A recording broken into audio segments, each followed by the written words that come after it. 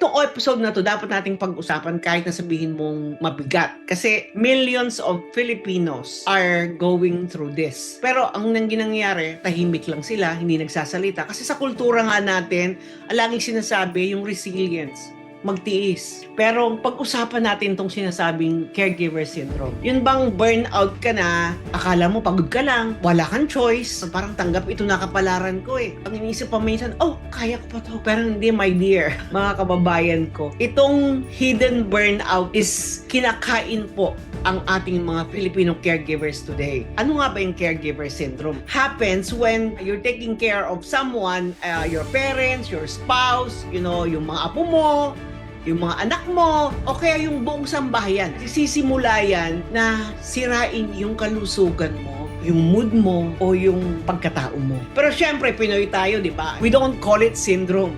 We just call it tiis-tiis lang. Yan lagi ang sinasabi natin. Pero let's just be real on this. Kung lagi kang pagod kahit na natulog ka ng 8 oras, o kaya irritable ka, o kahit nasa maliliit na bagay, madali ka magsiklab. Tapos nawawala yung focus mo, may iniisip ka pero hindi ka makapag-focus, short-tempered ka, o kaya minsan para kang manhid, o kaya either kain ka ng kain, o kaya wala kang ganang kumain.